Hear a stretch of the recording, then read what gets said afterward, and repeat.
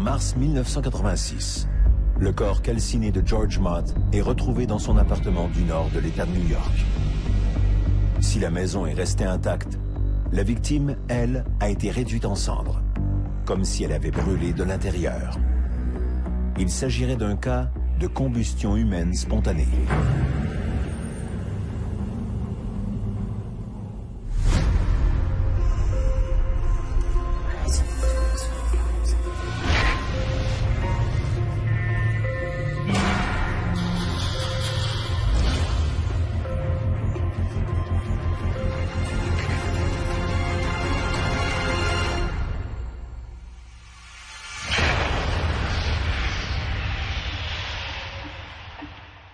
En 1853, l'auteur anglais Charles Dickens publie Bleak House. Au gré de l'intrigue, Dickens fait disparaître l'un de ses personnages dans un nuage de feu, une combustion humaine spontanée. À l'époque de Dickens, il était de croyance populaire que les alcooliques invétérés pouvaient s'enflammer d'eux-mêmes, et ce justement à cause de leur goût immodéré pour les spiritueux très inflammables. Si aujourd'hui cette association entre combustion humaine spontanée et alcoolisme est chose du passé, le sujet n'en demeure pas moins d'actualité. En 2010, le corps d'un homme de 67 ans, Michael Faherty, a été retrouvé dans son petit meublé de Ballybane en Irlande. Le corps de M. Faherty avait pratiquement été réduit en cendres, alors que son appartement n'avait que très peu souffert de l'incendie. Le médecin légiste, le Dr Ciaran McLaughlin, incapable de trouver une explication rationnelle au décès de M. Faherty, en a conclu que le septuagénaire avait probablement été victime d'une combustion humaine spontanée. Aujourd'hui, je vous propose une exploration au sein de l'un des phénomènes les plus controversés de l'histoire du paranormal, la combustion humaine spontanée.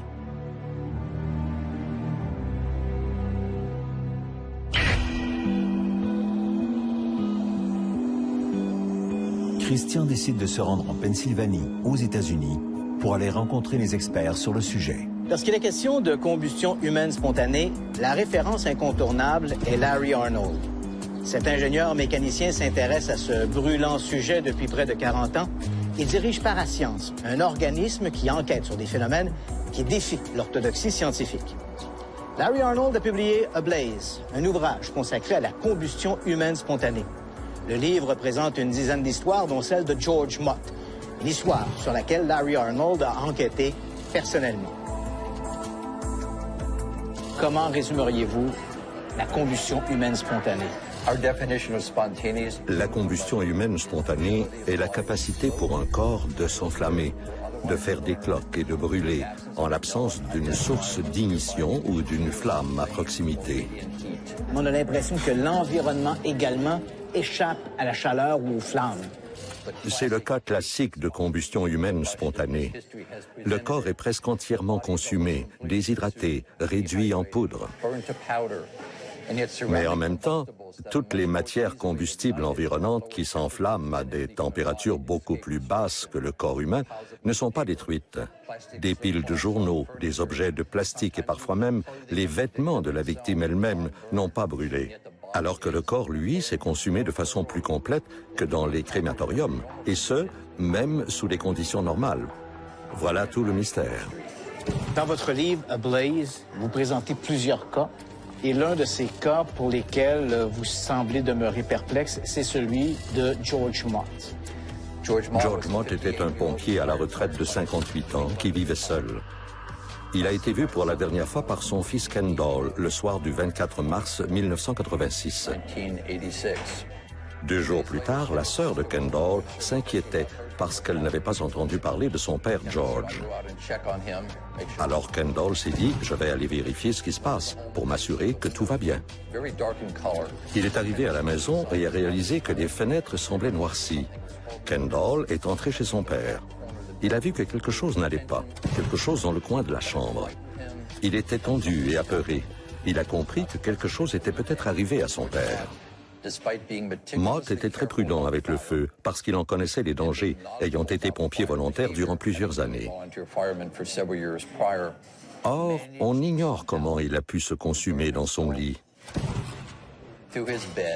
à travers les vieilles planches, les 2x8 qui supportaient le lit et même l'espace en dessous. Tout ce que les premiers répondants ont trouvé sur le lit, c'est la moitié inférieure de sa jambe droite. Le reste de M. Mott s'est pulvérisé, de la poussière sèche. Il a fallu sortir les cendres à la pelle. George Mott pesait environ 180 livres. Tout ce qu'on a pu sortir de sa maison 2 jours plus tard, c'est environ 2,5 livres de cendres, une jambe et un squelette rétréci. Étrangement, le feu n'a pas dépassé les limites du lit. Au bout du matelas, de la literie et les 2 pantoufles de M. Mott ont même été retrouvées intactes.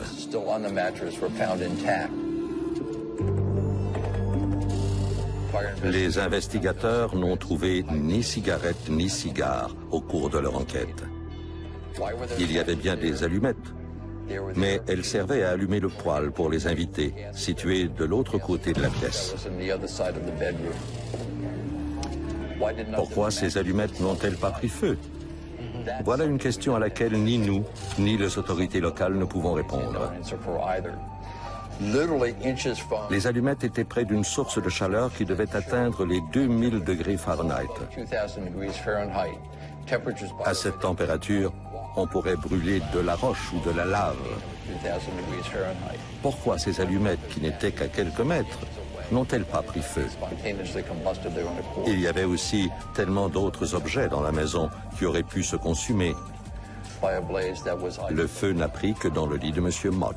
Pourquoi cette résistance de la communauté scientifique à s'intéresser à ce genre de sujet? On s'est demandé pendant des années pourquoi le service des incendies n'a pas voulu se rendre à l'évidence. L'information et les cas que nous avons compilés expliquent la combustion humaine spontanée. N'importe qui d'un peu curieux aurait souhaité trouver une explication à cette histoire plutôt étrange. Quelqu'un au département des incendies aurait dû essayer de comprendre ce qui s'est produit.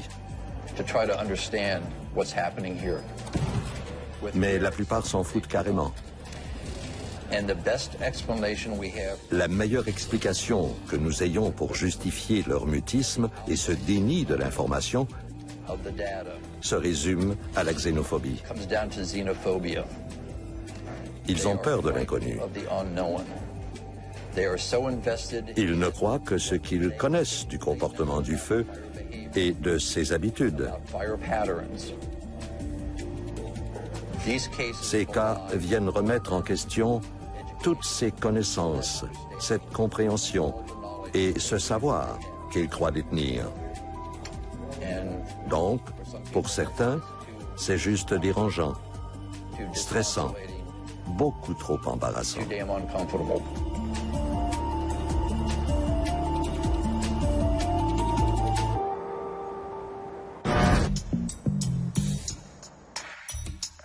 Notre enquêteur veut vérifier l'opinion qu'ont certains experts de la combustion spontanée pour expliquer le phénomène plus en profondeur. L'une des hypothèses les plus populaires pour expliquer le phénomène de la combustion humaine spontanée est l'effet mèche ou l'effet bougie. Dans ce scénario, les vêtements et le corps formeraient une espèce de bougie inversée. Les habits seraient la mèche et le corps, avec ses tissus graisseux, formerait le combustible. Hypothèse d'ailleurs endossée par le Bureau des enquêtes fédérales aux États-Unis, une source d'allumage, une cigarette ou un radiateur placé à proximité mettrait le feu aux vêtements. Dans un environnement mal aéré, les flammes seraient circonscrites dans un lieu limité et pourraient perdurer pendant des heures, réduisant le corps en cendres.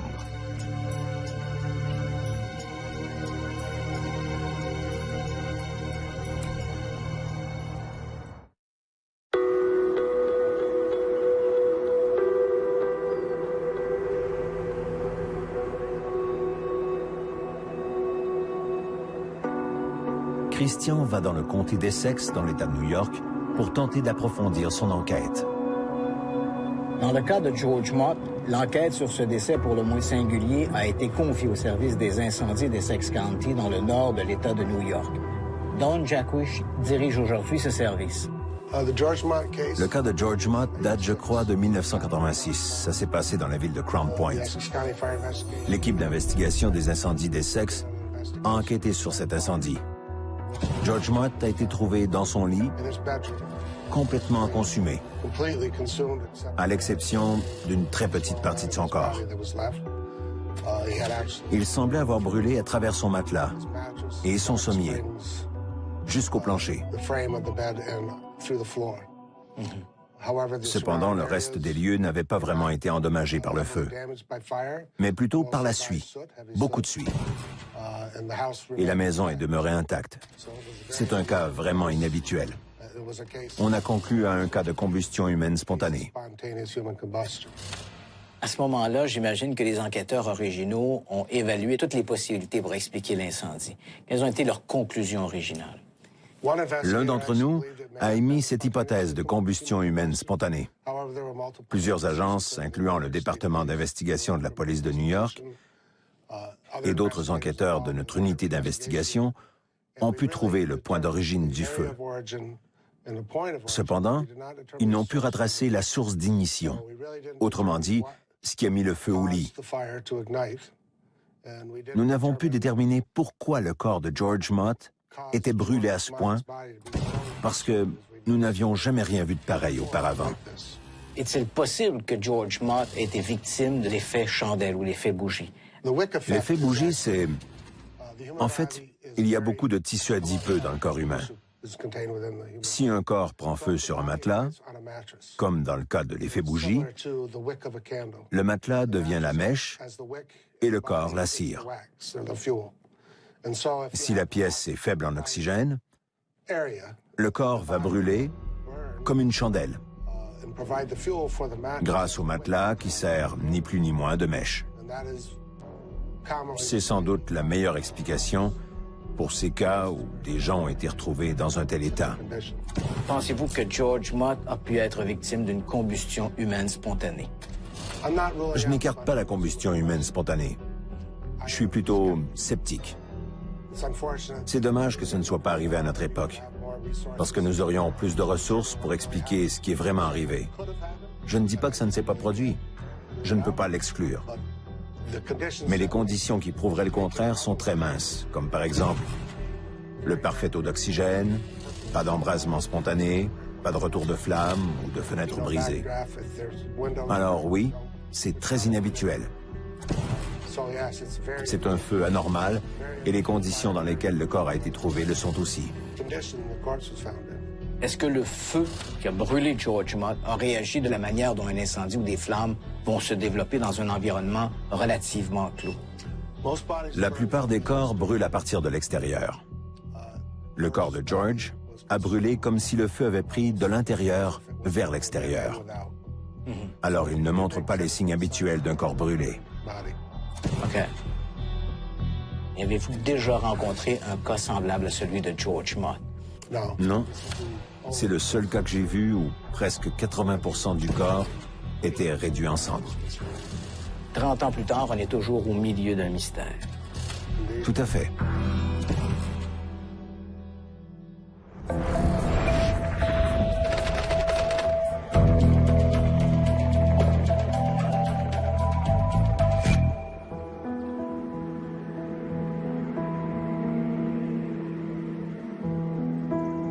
La faiblesse dans le cas des combustions humaines spontanées, c'est le temps écoulé entre le début de la combustion et la découverte du corps. Les sceptiques soutiennent qu'un mécanisme comme l'effet bougie ou l'effet mèche pourrait réduire un corps en cendres en quelques heures. Dans le cas des crémations dans les centres funéraires, le processus demande près de 3 heures à des températures de 2500 degrés. Et même après coup, il reste des os qui doivent être broyés pour finaliser le processus. Le 8 novembre 1964, les sapeurs-pompiers de Upper Darby, en Pennsylvanie, reçoivent un appel. Un feu fait rage en banlieue sur Drexel Hill. Il est exactement 8h45. Lorsque les sapeurs arrivent sur place, une maison à 2 étages, une épaisse fumée noire s'échappe du deuxième. Lorsque les pompiers entrent dans la pièce d'où vient toute cette fumée, ils remarquent qu'il n'y a que très peu de flammes. En fait, le brasier semble circonscrit dans un seul coin de la pièce. Il ne leur faut que quelques minutes pour éteindre les flammes. Puis, au fur et à mesure que la fumée se dissipe, les pompiers sont confrontés à un spectacle extraordinaire. C'est selon toute apparence un fauteuil placé dans le coin de la pièce qui était en flammes. Et visiblement, il y avait quelqu'un d'assis dans ce fauteuil. Sur le devant de la chaise, les pompiers voient 2 jambes, des orteils aux genoux. Le reste du corps a disparu. Curieusement, la pièce a très peu souffert de l'incendie. À en juger par l'état de crémation avancé de la victime, on pourrait croire que le feu a fait rage pendant des heures. Mais il n'en est rien. La victime, Mme Helen Conway, a été vue quelques minutes avant que des voisins n'appellent les sapeurs-pompiers pour signaler un incendie. Cela signifie que Mme Conway a brûlé de cette manière en moins de 30 minutes. Même en envisageant un processus comme l'effet bougie, comment expliquer qu'Helen Conway ait pu brûler aussi rapidement? Quelque chose d'autre a dû se produire pour expliquer la mort étrange de cette pauvre femme.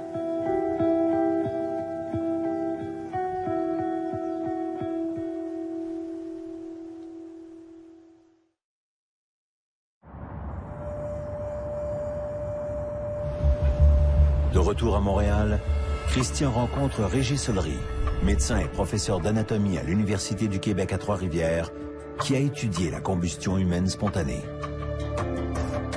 Si je le savais réellement, j'aurais écrit un livre complet là-dessus. Ça peut être, d'une part, ce que la science dit toujours, c'est le weak effect, c'est-à-dire l'effet mèche.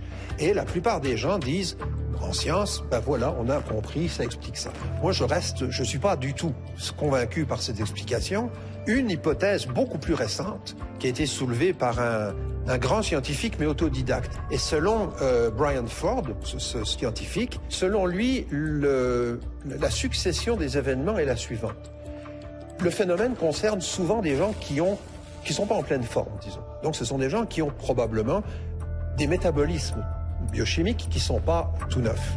Ces gens-là vont utiliser pour faire de l'énergie, on utilise nous en général les sucres, mais eux vont utiliser beaucoup plus de lipides que des sucres.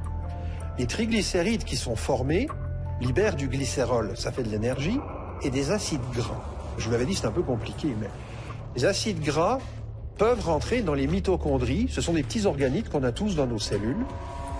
Dans ces mitochondries, ils vont se transformer, plusieurs étapes, et ça amène entre autres un petit peu d'acétone. Cet acétone se retrouve dans l'expiration, dans l'air expiré des patients, et va également se retrouver dans le tissu adipeux.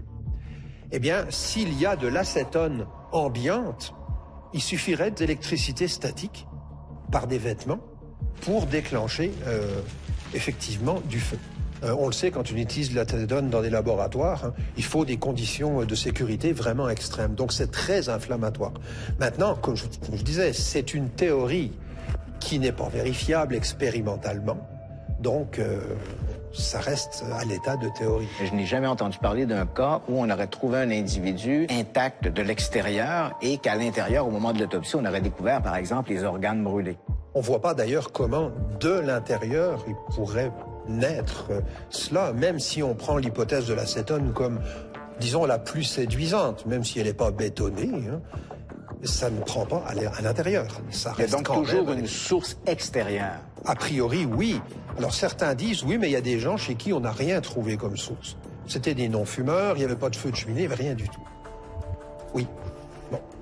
Pourquoi, si ça se produit chez des êtres vivants, pourquoi n'a-t-on pas documenté des cas de combustion animale spontanée?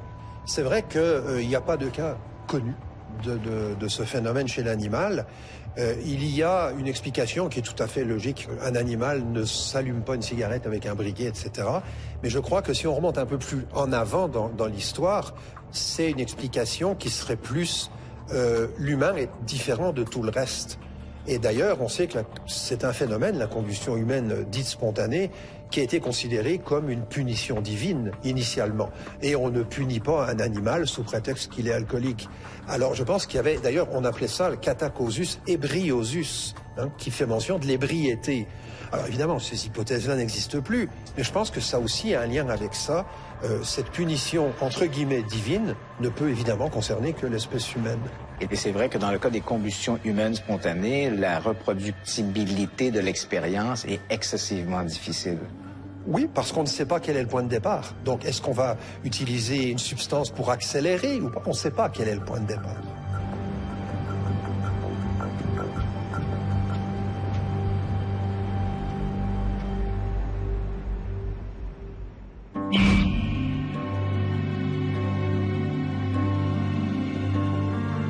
Je pense que les victimes de la combustion humaine spontanée ne sont pas décédées d'un feu né de l'intérieur, mais ont plutôt été frappées par un phénomène d'autocombustion accélérée.